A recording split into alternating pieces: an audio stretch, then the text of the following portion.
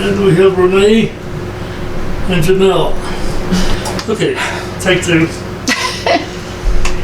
Well, Stephen, we were talking and I told you that I don't really have a big agenda, but I do have very strong beliefs in how we should conduct ourselves on the council or in really anything. And one is that I believe in fair treatment, fair application of laws and ordinances to everyone, not just depending on whether we like the person or don't like the person or any other reason. I also believe in communication.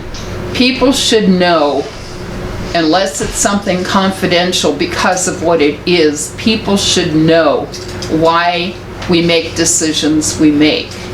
And the more you can communicate, the less people are suspicious and believe there's some reason for not communicating. And I said something else, but I don't remember what it was. But I really believe in researching all sides of an issue. And there are more than two sides, there are many sides to every issue, and really listening and learning before any conclusions or making decisions. So that's pretty much it, and I think that if I apply that to everything, I think I'll do an excellent job on the council. Well, I'm told that you were mayor of Hot Springs at one time. Tell me a little bit about that. I was mayor and I lost my vision. Well, I didn't lose it. I know right where it went. But I went blind, and I went back to Florida, which is where I'm from, to train on computer speech, text to speech. I didn't know how to use that.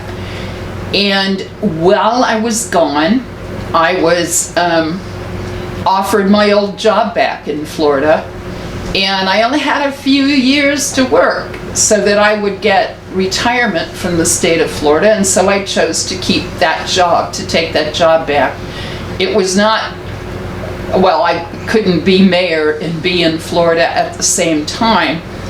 So Randy took over when I left, well, when I decided to take that job, and I gotta say, as soon as I retired, I came right back to Hot Springs. I want to just say that I'm not here because I was born here. I'm here by choice, and I choose this place. Every time I leave here, I want to come back. This town is important to me. I'm from Texas. Huh? How do you feel about the way the town is running at the moment? I don't know. And I'll tell you why I don't know. I don't know all the information that I would be privy to, hopefully, if I'm on the council. So what I know is I have to learn from the inside out before I could really respond to that fairly and intelligently. I just know that I want to know, and I want to learn everything I can about issues, and I know that there is dissatisfaction, but there always is.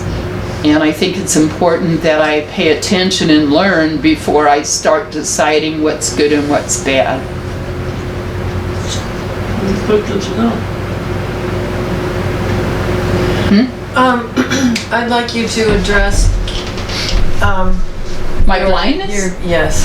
Okay, people are either very aware or they're afraid to talk to me about how I'm going to access, how I'm going to read printed material.